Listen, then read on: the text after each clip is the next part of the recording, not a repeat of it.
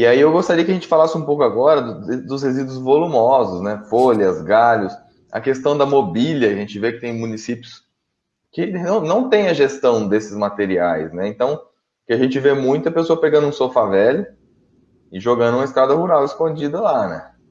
Porque tem alguns resíduos, né? Que é uma indústria. Então, a bateria, beleza, você vai lá e devolve ela. Né? O sofá você não consegue devolver e você não sabe onde jogar, né? Então, o que dá para melhorar? O que pode ser feito pelos municípios nesse segmento de volumosos? Bom, volumosos é um problema muito grande para os municípios, né, e também para o gerador, né, até mais para o gerador.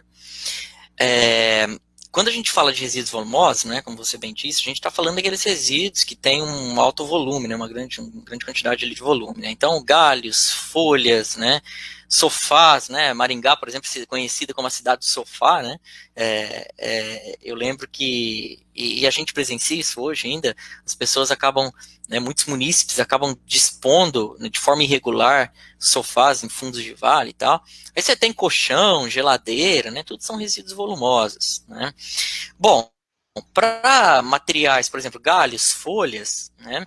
Você pode implantar sistema de compostagem, né? E isso é feito em Maringá de uma forma muito legal, de uma forma muito interessante, né? Então, os resíduos são triturados, vai lá para um sistema de compostagem, né? E isso é transformado num resíduo orgânico e é aplicado, por exemplo, nas hortas comunitárias de Maringá, nos jardins que a gente observa aí pelos canteiros, né, da cidade, falando da cidade de Maringá e assim por diante.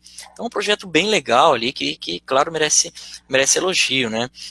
É, Agora, o município, alguns municípios, algumas soluções que a gente observa que os municípios fazem são a seguinte: fazer, por exemplo, mutirão, tá? Mutirão para coleta de volumosas num dia tal no bairro X.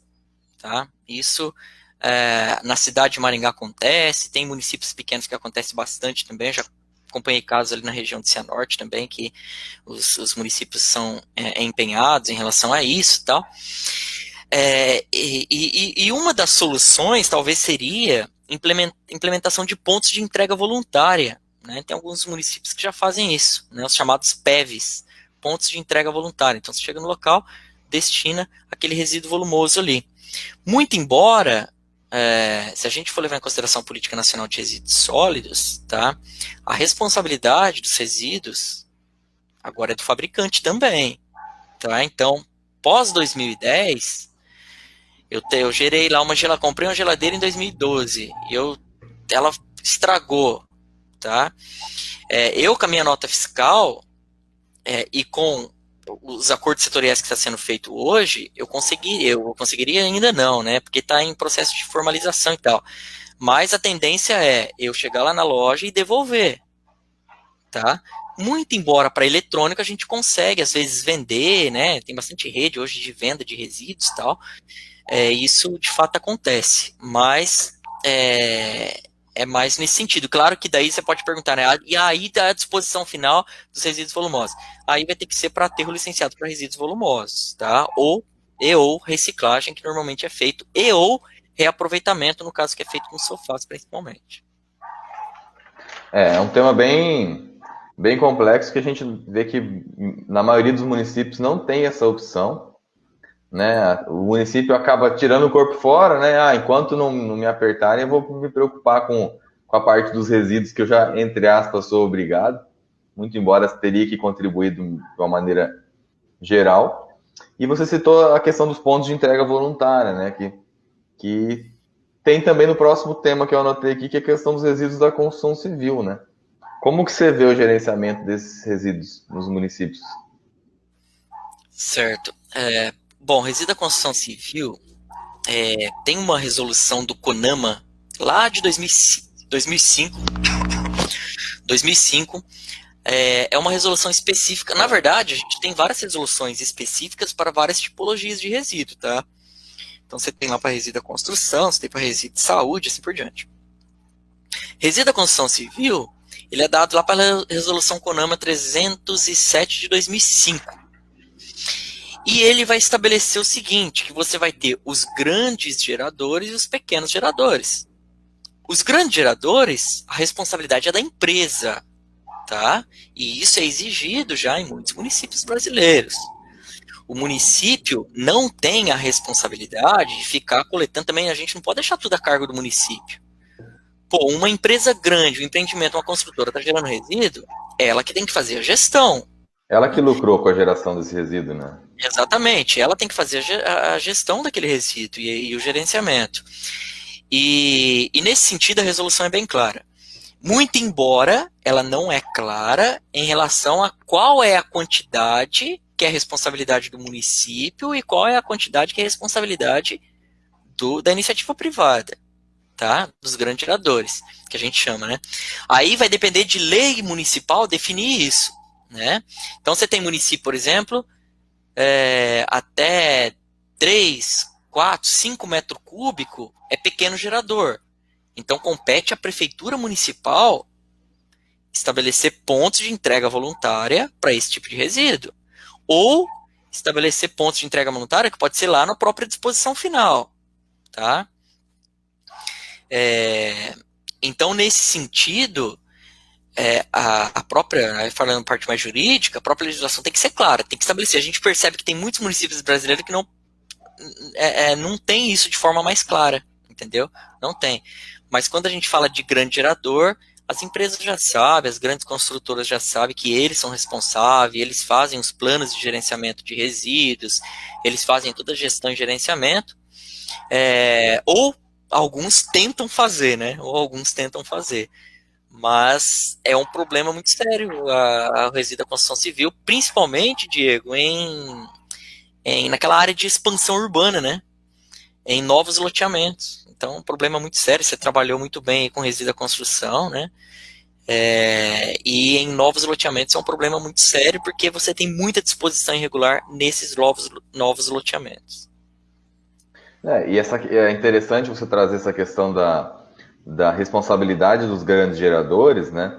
Porque, teoricamente, os grandes geradores são mais estruturados para lidar com essa geração de resíduos. E também essa responsabilização traz um incentivo lá aos objetivos da Política Nacional de Resíduos Sólidos, né? Então, quando a gente volta lá, não gerar, reduzir, reutilizar, né?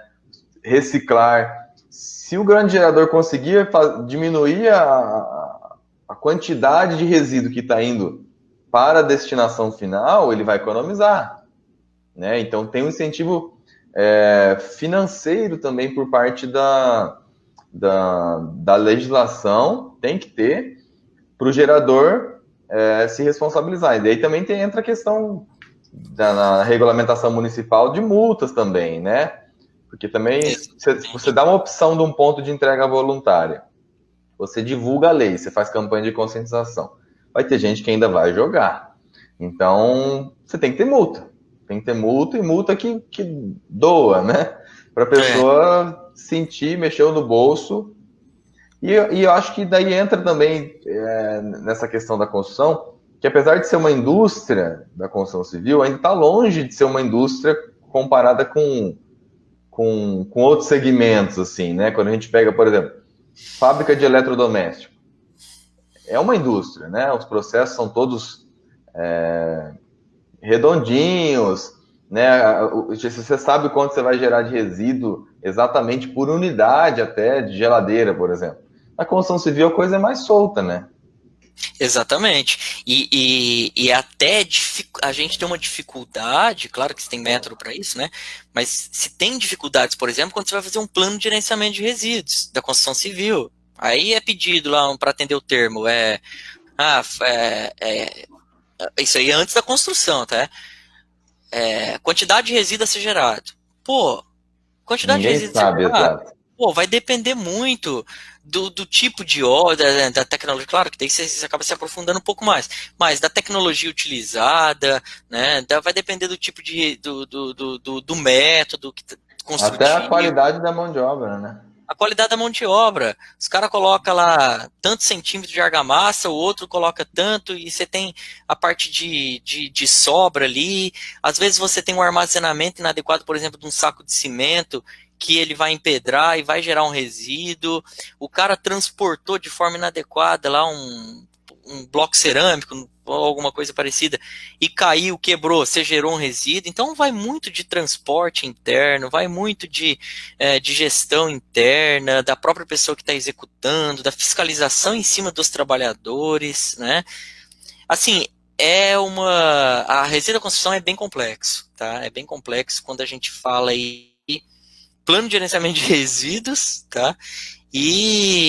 Mas quando a gente fala de disposição final por grandes empresas, normalmente eles contratam lá os chamados caçambeiros, né? Que os caras têm licença ambiental, a maioria tem licença ambiental para aquilo, e faz a destinação, e isso é feita a reciclagem daquele resíduo da construção.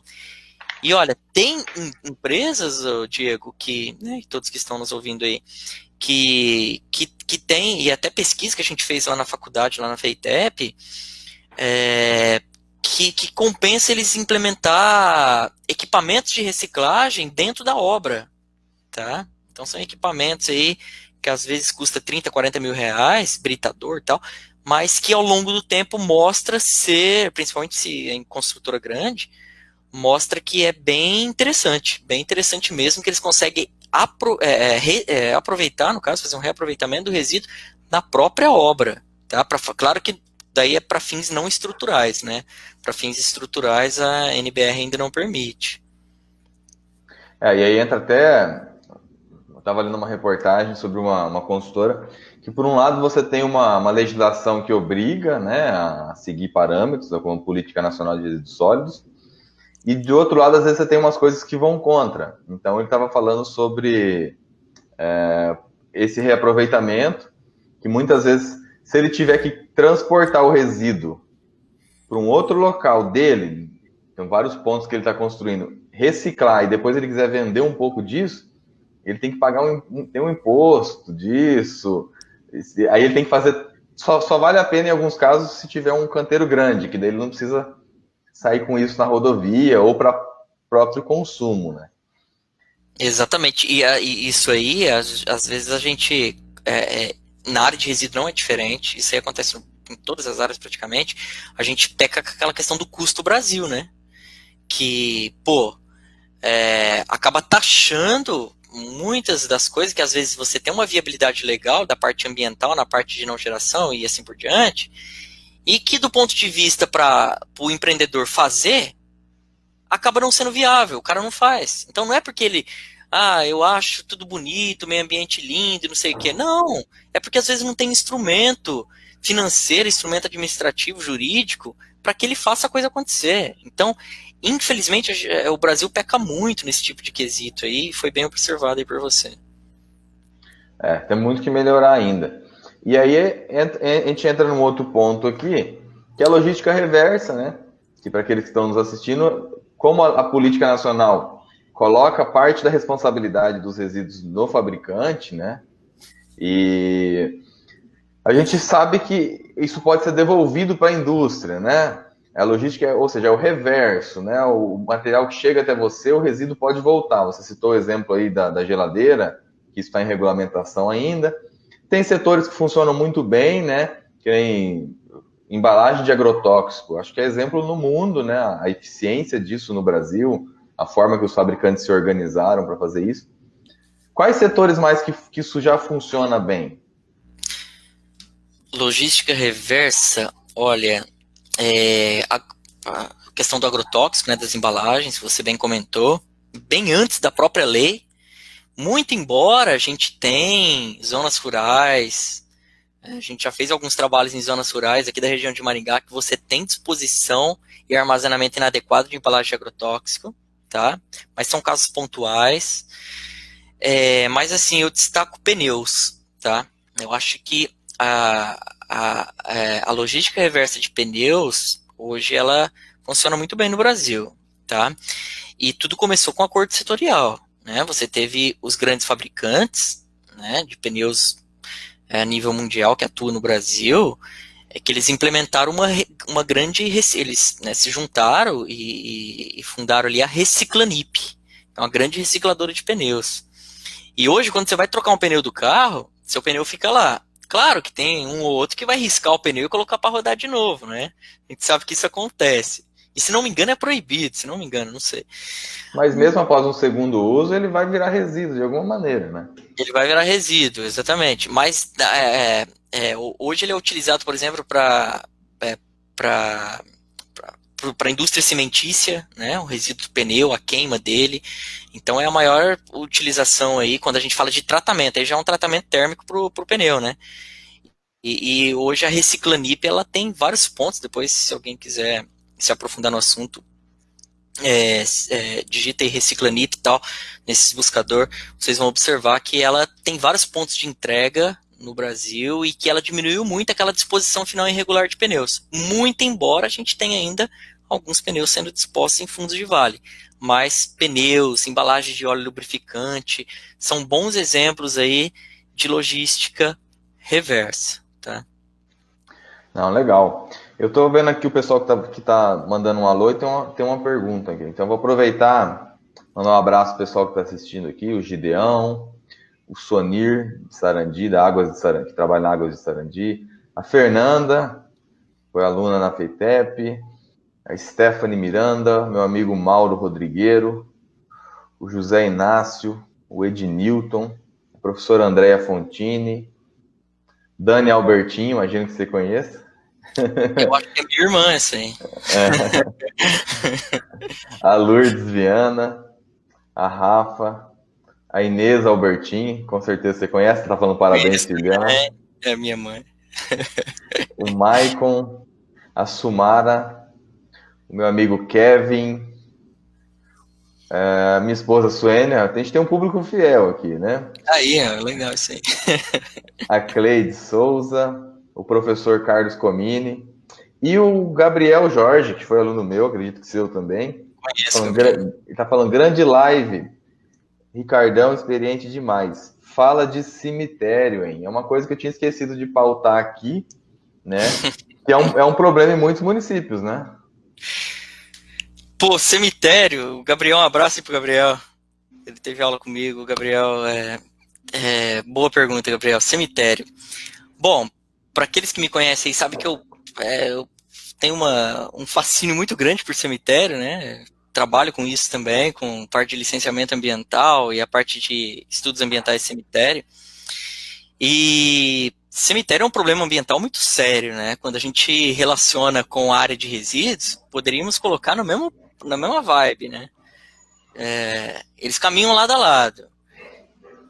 Cemitério, você tem principalmente... Como que era o planejamento de cemitério antigamente? Planejamento entre aspas, tá? Você tinha uma igreja católica e ao lado da igreja católica tinha um cemitério. Isso ainda é comum lá na região nordeste do Brasil. Você vai para lá, você vai ver isso. Uma Vela igreja... e já sepulta, né? Oi? Vela, né? E já sepulta. Vela e já sepulta ali.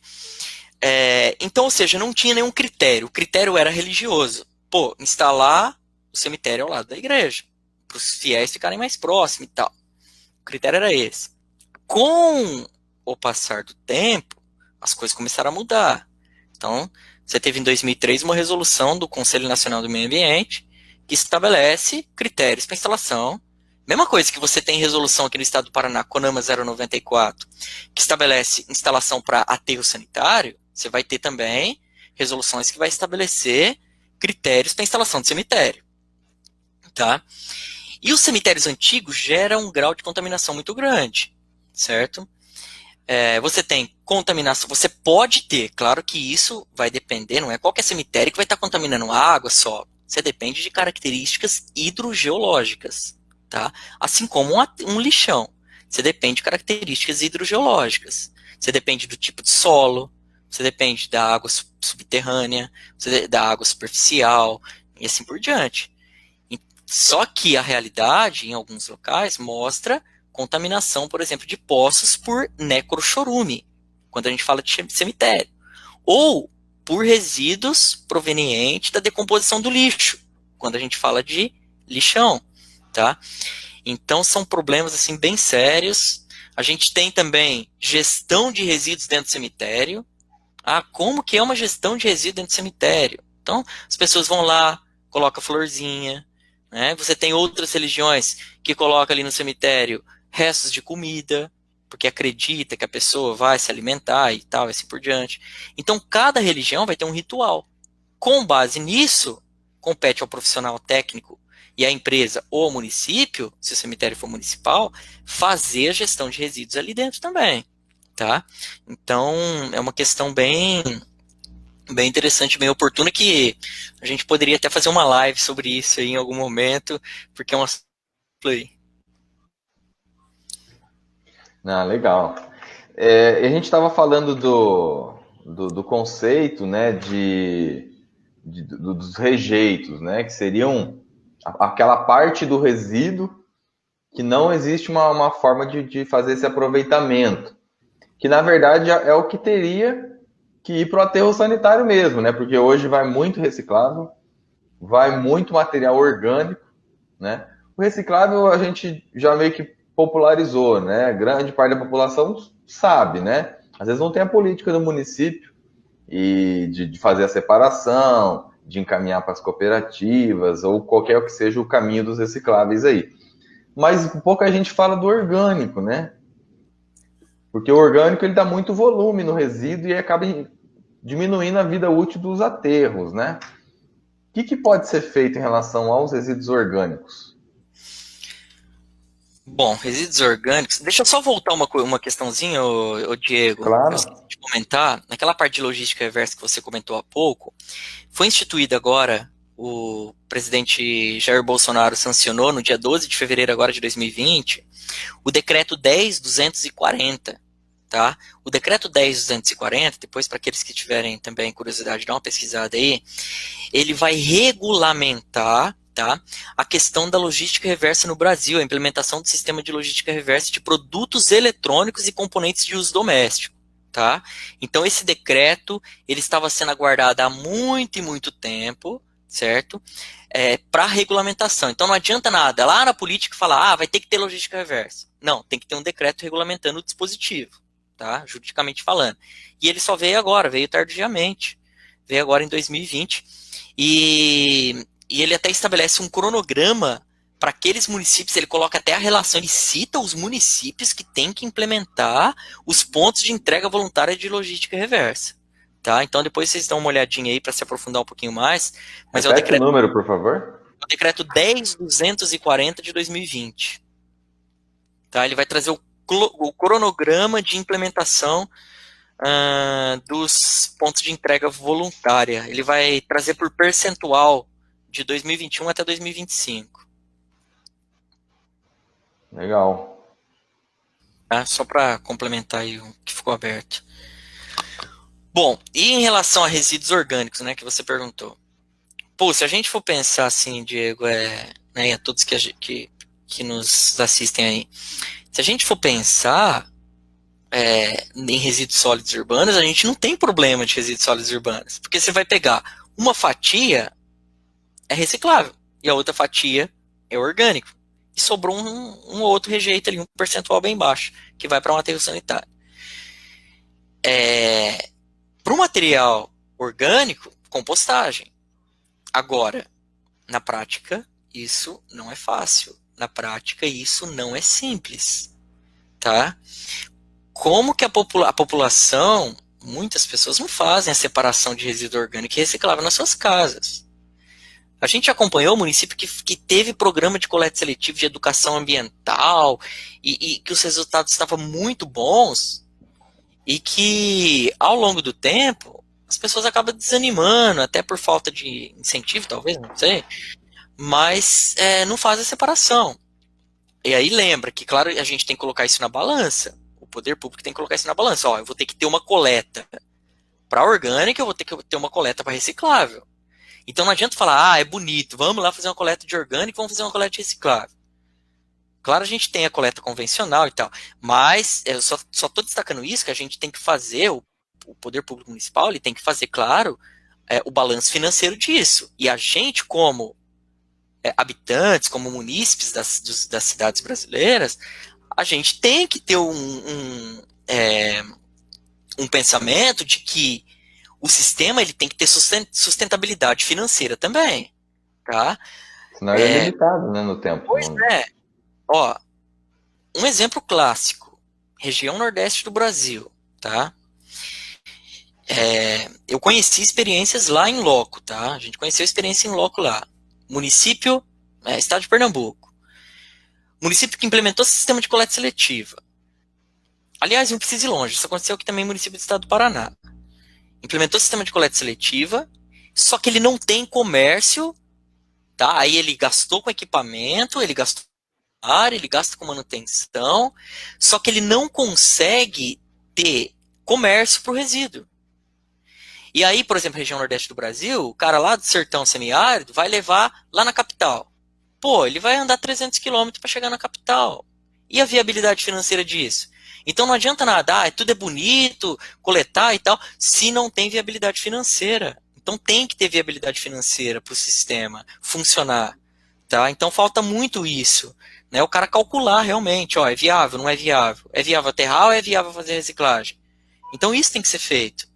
Né? Teve município aqui do estado do Paraná, que a gente fez lá programa de coleta seletiva, acompanhou e tal, que a gente acompanhou a gestão, e que no programa estava escrito, pô, vai fazer coleta seletiva, tal, legal. Aí chegou na prática, isso não acontecia. Os caras não tinham para quem vender. E aí ficou armazenando em um barracão da própria prefeitura, e armazenando, não tinha dispositivo para venda, e aí o que eles fizeram? Doaram o resíduo. Tá? Então, tem que ter esse tipo de equilíbrio também, né? Tanto para resíduo orgânico quanto para resíduo reciclável aí, tá? E claro que a gente tem outras tecnologias também, né? De questão de incineração, né? Então tem outros quesitos que pode ser embutido também aí e que ficou claro com uma sanção presidencial aí nessa nova regulamentação da Política Nacional de Resíduos Sólidos. De saneamento básico. É complicado, né? A gente tem que pensar em todos os viés aí, né? E esse financeiro não pode ser deixado de lado, né? O reciclável, alguns materiais a gente sabe que tem um valor agregado ali, outros não. O orgânico, me corrija se eu estiver enganado, mas menos, né? Eu tiro um monte de matéria orgânica lá, se for caro para fazer essa coleta, como é que faz? A não ser que tenha um processo para retirar isso depois, né? E aí faça-se a conta que a diminuição do volume no aterro sanitário vale a pena, assim, né? Pela vida útil do aterro, mas de qualquer maneira gera um investimento no momento presente, né? Que daí é um outro problema da política, né? Muitas vezes o gestor com o orçamento limitado também, ele fala, eu vou gerar um custo agora, que eu poderia investir em outra área, para aumentar a vida útil do aterro.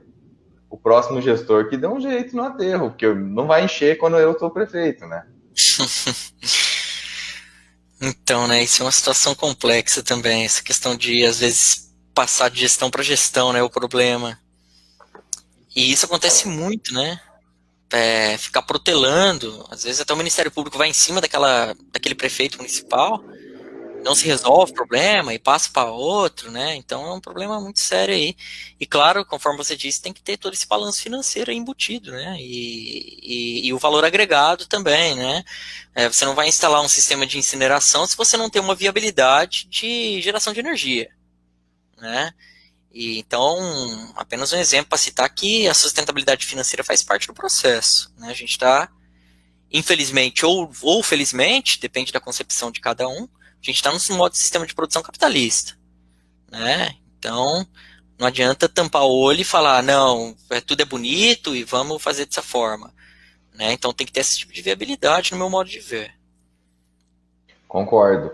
E aí falando em desafios, né? Você trouxe dados aí da Abrelp, né? Então, que mais de 90% dos resíduos domiciliares aí são coletados.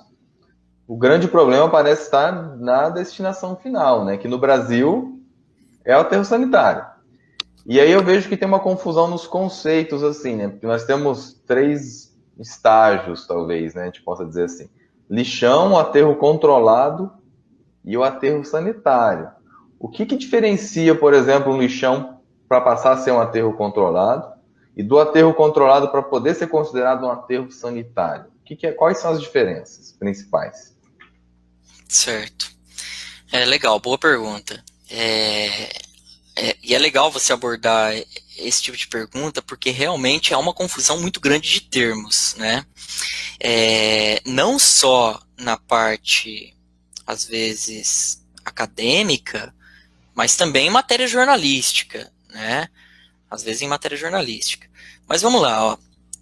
O lixão, conforme o nome diz, e aquela imagem que vem na cabeça de todos aí, é uma área na qual se tem um descontrole total no recebimento de resíduos. É uma área que não foi licenciada pelo poder público municipal, ou estadual, ou federal. Não existe licenciamento ambiental para a instalação de um lixão. Então a área é clandestina, a área é irregular. Tá? Então esse é o primeiro ponto. Quando a gente vai para dentro do lixão, você vai observar que o lixão ele tem um aspecto visual bem forte, ele impacta, tá? Então um aspecto visual negativo, um impacto visual. Você vai ter odor, tá? Você vai ter emissão de gases, porque na decomposição do lixo é gerado vários gases, dentre eles o gás metano, e que contribui muito para o efeito estufa, por exemplo. Tá?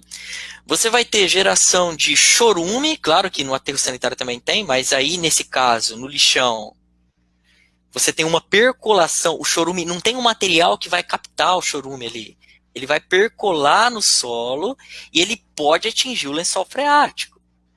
Aí se você tem uma comunidade rural, uma propriedade, os caras consumindo água ali a jusante para baixo do lixão, e você faz uma análise laboratorial daquela água, pode ser que ela esteja contaminada, inclusive, por metais pesados, mercúrio e assim por diante. Tá? A gente acompanhou o caso dessa forma. Então, o problema é muito grande. Você tem um descontrole em relação ao recebimento de resíduos, então, às vezes, indústria, grandes geradores, acaba entrando dentro do local e jogando de forma irregular. A gente acompanhou vários casos destes, tá? Vários casos na região, aqui de Maringá, inclusive, certo?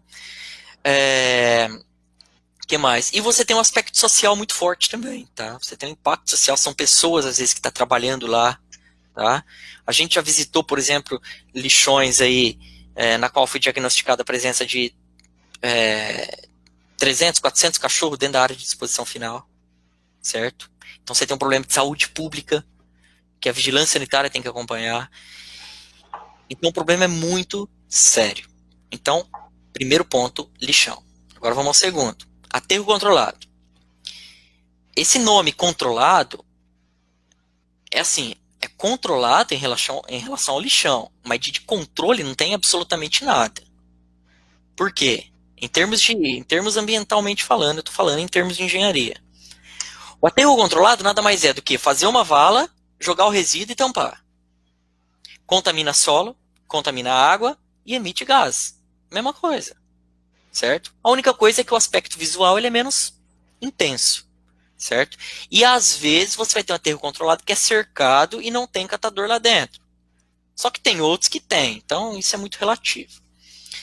Então isso é aterro controlado. Agora, aterro sanitário, você tem aí uma técnica, né? Aterro sanitário é uma técnica. É uma técnica de disposição final de resíduos que ele não vai causar danos à saúde pública nem à sua segurança. Ele vai minimizar impactos ambientais negativos. De que forma? Lá na base dele vai ter uma geomembrana, vai ter uma tubulação, né? Falando de uma forma mais simples, que vai coletar esse chorume, vai direcionar para uma lagoa, vai tratar antes de fazer a disposição final. Então tem tratamento do chorume. Vai ter dreno de gás, tubulação de gás, que vai ficar espalhado em toda a malha do aterro, que vai coletar esse gás e que vai tratar esse gás. Inclusive, alguns aterros fazem tratamento por meio de recuperação energética, gerando energia. Um aterro de Paulínia, estado de São Paulo, um dos maiores aterros do Brasil, o aterro de Curitiba, aterro no Rio de Janeiro, fazem isso, certo? Então, aterro sanitário, desculpa, ele vai ter um profissional técnico ali, principalmente da engenharia, acompanhando todo o processo, tem um dimensionamento de todo o sistema, tem uma cortina verde normalmente no entorno, tá? E tem todos os aspectos ambientais. Tem posto de monitoramento, são postos instalados para fazer coleta de água, coleta de solo, para verificar se está de acordo com a norma, constantemente é acompanhado, tá? Então, o aterro sanitário, ele assim, às vezes a gente falando agora, às vezes o pessoal se pergunta, a gente, é uma técnica nova, tal. Mas, pô, aterro sanitário você teve uma ABNT 8419 de 1984. É uma técnica dominada já, né? Uma técnica dominada, antiga, que na verdade já está até tá ultrapassada. Tá? Você tem outras formas aí também de tratamento, como, né, algumas que a gente já comentou. Então, mas é o método que mais se utiliza, então, né, especificando um pouco mais isso. Então é algo antigo no Brasil. Então, olha, a gente tem uma norma técnica de 84, só que você tem uma política nacional de meio ambiente de resíduos sólidos de 2020, 2010, e agora você tem uma prorrogação de lixão mais recentemente, até 2024, nesses municípios de até 50 mil habitantes. Então, a gente conhece a técnica desde a década de 80. Tá? Isso não é desculpa para não se implementar sistemas adequados de disposição final de resíduos. Foi legal trazer essa conceituação, né? Então, que o lixão, que foi muito utilizado, então, igual você falou, é um local que ele não tem regulamentação ambiental, mesmo por muito tempo sendo um local oficial, vamos dizer assim, dos municípios fazendo essa deposição, né? E tem cheiro, gás, é aquela coisa feia, muitas vezes tem catadores ali que infelizmente às vezes dependem daquilo, então não tem o manejo social também, né, de trazer essas famílias para uma fonte de renda diferente, né, pode ser até ligada aos resíduos, mas de repente com a reciclagem, de uma maneira que essas famílias não se exponham, né, a tanto risco, né, ali. O aterro controlado, desculpe. Eu só ia complementar. Realmente, essa questão do risco, né, da disposição final de lixão, você teve o caso da mama que eu citei para começar a nossa abordagem, né, do problema lá, que eles comeram, se alimentaram de um pedaço de carne humana, isso é muito triste, mas você tem também, por exemplo, catadores que morreram atropelados, né, o cara estava dormindo lá na sua barraquinha dentro do lixão, de repente um caminhão compactador veio e passou por cima, isso aconteceu. É longe lá, não sei na onde, professor? Não, aqui em Londrina, tá? Você tem catadores que se contaminam, né, e trabalhadores ali, com a seringa, contaminado com hepatite, tá? Então você tem várias formas de contaminação. Então é uma medida de segurança do trabalho também, é uma medida que deve ser acompanhado de perto pelos órgãos ambientais, por Ministério Público, que está muito em cima, né, dos municípios para regularizar essas áreas aí. Como no caso daquela foto que eu publiquei essa semana, de 2015, que a gente recebeu uma denúncia e foi lá verificar, que por um erro da coleta, o resíduo hospitalar foi parar no aterro sanitário, né, e aí a gente foi lá para verificar, a gente não precisou nem procurar, porque a gente foi, tinham catadores lá, e eles falam, não, claro, eles invadiram o local, né, eles dependem da renda ali, muitas vezes eles invadem. Não, a gente já tá saindo. Eu falei, não vim ver essa questão, não, eu tô procurando, me falaram que tinha lixo hospitalar. Ele falou, não, é isso aqui, ó, já achamos aqui, ó, e tal. E eles já tinham encontrado, já tinham manuseado, né, então ali dentro podia ter seringa contaminada, fluidos humanos, aquela questão toda, né. Que é um dos grandes problemas do lixão, além da vizinhança, né? Aí você tem um aterro controlado, que, igual você falou, é um aterro sanitário mais bonitinho, assim, né? Que você cava, joga o lixo, mas acaba contaminando quase da mesma maneira. E ele mascara o problema, né? Ele mascara o problema. Ele fica mais bonito, você cava uma vala, né? Cobre às vezes e tal. E aí o aterro sanitário, sim, que tem que seguir toda essa regulamentação, né? Até uma coisa que a gente brincava e falava, meu, se tá cheio de urubu em volta, não é aterro sanitário, né? Não justifica. Se tá cheio de... E aí a gente vê, por exemplo, no caso aqui de Paysandu, muita reclamação dos moradores das propriedades rurais vizinhas ali, né? A questão de atração de insetos, não pode mais deixar uma janela aberta que enche de mosca, de mosquito, aquela coisa toda. É realmente muito complicado. E aí a última pergunta que eu tenho aqui para você, Ricardo, é a questão assim, a gente viu que tem muitas dificuldades, mas para você, qual que é a maior dificuldade para os municípios fazerem a gestão ou gerenciamento desses aterros? Bom, é uma pergunta um pouquinho complexa também, mas olha só. Implantar, primeira coisa, vamos separar aqui em, por exemplo, implantação, tá? Implantação. Bom, eu sou o prefeito tal do município Y. Eu quero implantar um aterro sanitário no meu município. Primeira etapa, eu tenho que escolher uma área, tá? Claro, a primeira etapa lá conhecer o resíduo, aquela história toda que a gente já falou. Tem que ter uma área para disposição final. Não é simples escolher uma área para disposição final de resíduos. Aqui no estado do Paraná, você tem que obedecer a resolução SEMA 094. Então, tem que ter uma distância de 1.500 metros de comunidades urbanas, uma distância de 200 metros de rios, de residências isoladas, né, uma distância do nível do lençol freático. Né? Então, você tem vários aspectos aí envolvidos a escolha do local. E aí já começa a ter alguns problemas. A escolha do local, muitas vezes, não é um local que o município é o proprietário do local. Às vezes tem que desapropriar. Então você tem já esse tipo de problema. Tá? Beleza, venceu isso. Vamos lá. Próxima etapa. É o licenciamento ambiental. Aí você pega aterro aí de... Vamos pegar um aterro de 100 toneladas dia, mais ou menos. 100 toneladas dia, eu tô falando aí de um município de uns 100 mil habitantes, tá? Pô, os caras têm que fazer o licenciamento ambiental. Sabe quanto tempo, Diego, demora o licenciamento ambiental de um aterro desse porte? Nada mais, nada menos do que 1 ano e meio. Metade de Entendeu? uma gestão Pô, municipal, né? metade, praticamente. Então você tem 6 meses da licença prévia, 6 meses da licença de instalação, 6 meses da licença de operação. É outra questão que a gente bate nessa questão do custo Brasil, né? 1 ano e meio. É... E isso, se você tiver que elaborar o estudo de impacto ambiental, que é na primeira fase, na fase da licença prévia, o órgão ambiental te pede 1 ano para análise do estudo, tá? E é outro empecilho por parte dos municípios, fazer o estudo de impacto ambiental. É um estudo complexo, tá?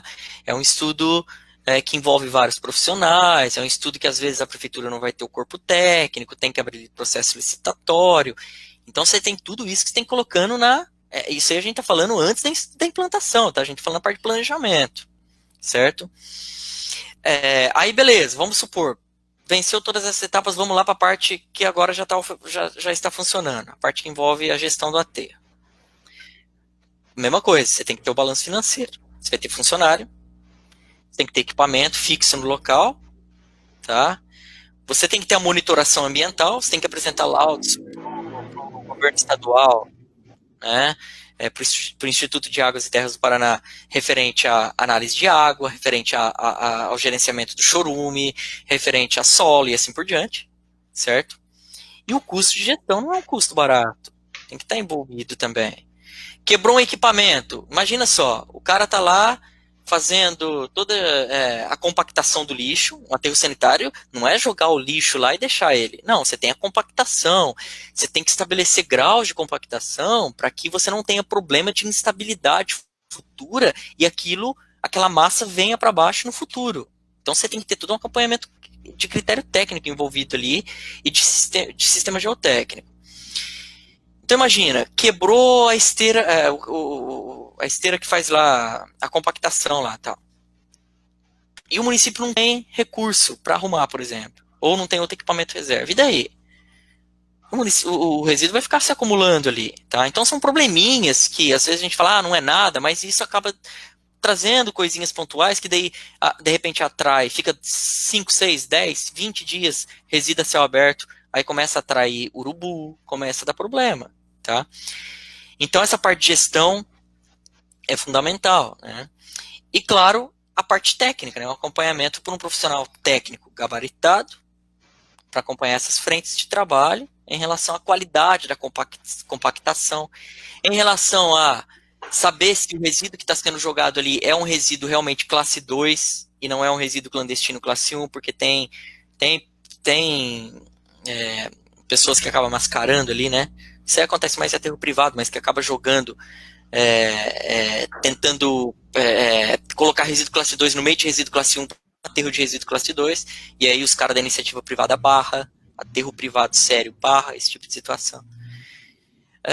Você tem uma série de dificuldades aí, né? E eu acho que os governos municipais têm que trabalhar nesses pontos de uma forma mais generalizada falando, tá? Realmente muitos desafios. Quero aproveitar para agradecer também aqui a Vanilda, que está nos assistindo, a Jane Soares também, a Fernanda, que está citando aqui também o caso do acidente com o Césio 137, né, em Goiânia, né, que daí é resíduo perigoso, aqui, né, outros tempos também, né, mas poderia acontecer hoje em dia, né? Você sabe que teve esses dias aqui em Maringá, cara, esses dias não, acho que foi uns 2 anos atrás, talvez, teve uma denúncia aí de um resíduo, de um material, de um resíduo de saúde que tinha alguma linha ali de coisa radioativa e tal, teve uma denúncia disso aqui em Maringá. Então, e isso acontece ainda, infelizmente. Claro que é bem provável que a gente não tenha casos igual aconteceu lá de Goiânia, né, que foi um caso muito intenso e que depois daquela época também, foi até boa colocação aí, depois daquela época começou muito essa discussão de resíduo de saúde no Brasil, né, foi lá em 1987 ou 9, alguma coisa assim.